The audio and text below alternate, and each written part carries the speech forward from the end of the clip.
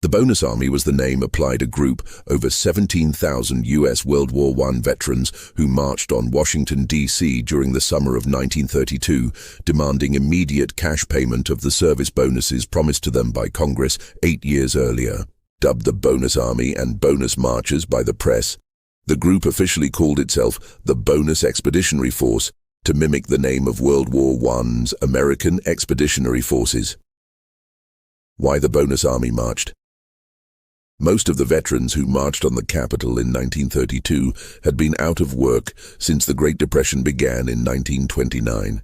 They needed money, and the World War Adjusted Compensation Act of 1924 had promised to give them some, but not until 1945, a full 27 years after the end of the war they had fought in. The World War Adjusted Compensation Act, passed by Congress as sort of a 20-year insurance policy, awarded all qualified veterans a redeemable, adjusted service certificate worth an amount equal to 125% of his wartime service credit.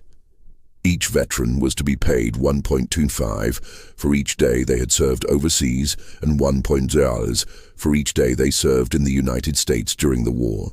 The catch was that the veterans were not allowed to redeem the certificates until their individual birthdays in 1945. On May 15, 1924, President Calvin Coolidge had, in fact, vetoed the bill providing for the bonuses, stating, "Patriotism bought and paid for is not patriotism." Congress, however, overrode his veto a few days later.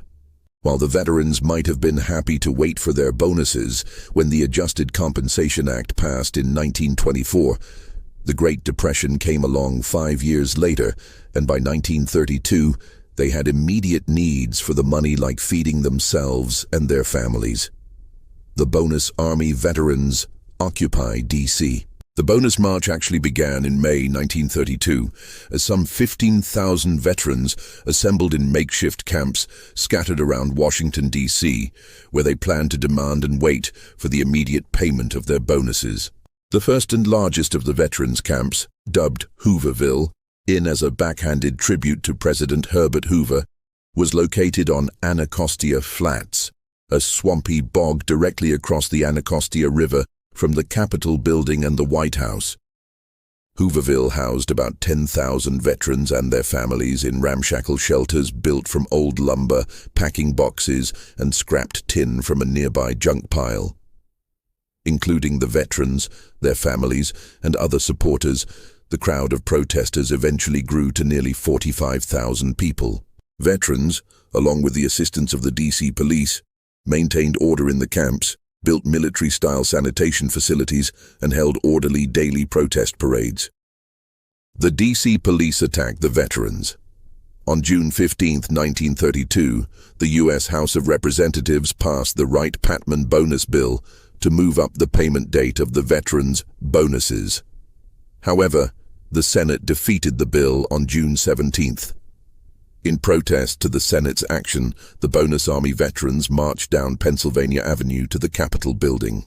The D.C. police reacted violently, resulting in the deaths of 2 veterans and 2 police officers. The U.S. Army attacks the veterans.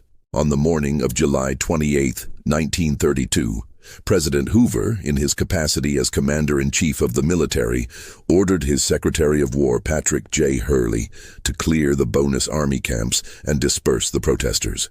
At 4:45 p.m., U.S. Army infantry and cavalry regiments under the command of General Douglas MacArthur, supported by 6 M1917 light tanks commanded by Majors George S. Patton, assembled on Pennsylvania Avenue to carry out President Hoover's orders. With sabers, fixed bayonets, tear gas, and a mounted machine gun, the infantry and the cavalry charged the veterans, forcibly evicting them and their families from the smaller camps on the Capitol building side of the Anacostia River. When the veterans retreated back across the river to the Hooverville camp, President Hoover ordered the troops to stand down until the next day. MacArthur, however, claiming the bonus marchers were attempting to overthrow the U.S. government, ignored Hoover's order and immediately launched a second charge. By the end of the day, 55 veterans had been injured and 135 arrested. The aftermath of the Bonus Army protest. The U.S. Army saw the exercise as an operational success. The bonus expeditionary forces had been permanently dispersed. The American press, however, saw it differently. Even the Washington Daily News, which had typically supported Hoover and his fellow Republicans, called it a pitiful spectacle to see the mightiest government in the world chasing unarmed men, women, and children with army tanks. If the army must be called out to make war on unarmed citizens, this is no longer America. The political fallout from the rout of the bonus army was swift and severe. While the dismal economy was the prevailing issue in the 1932 presidential election, the pitiful spectacle of starving veterans being chased by tanks weakened Hoover A.S. bid for re-election. In November, an American populace eager for change swept Hoover's opponent, Franklin D. Roosevelt, into office by a wide margin. Elected to 4 terms in office, Roosevelt went on to become America's longest-serving president. However, he was also the last Republican president until Dwight Eisenhower was inaugurated in 1953. Eisenhower's immense popularity for his leadership in World War II easily overcame his role in the attack on the veterans at Anacostia Flats. While Hoover's militaristic treatment of the bonus army veterans may have contributed to his defeat, Roosevelt had also opposed the veterans' demands during the 1932 campaign. However, when the veterans held a similar protest in May 1933, he provided them with meals and a secure campsite. To address the veterans' need for jobs, Roosevelt issued an executive order allowing 25,000 veterans to work in the New Deal program's Civilian Conservation Corps, CCC, without meeting the CCC's age and marital status requirements. On January 22, 1936, both houses of Congress passed the Adjusted Compensation Payment Act in 1936, appropriating $2 billion for the immediate payment of all World War I veterans' bonuses. On January 27, President Roosevelt vetoed the bill, but Congress immediately voted to override the veto. Almost 4 years after they had been driven from Washington by General MacArthur, the bonus army veterans finally prevailed.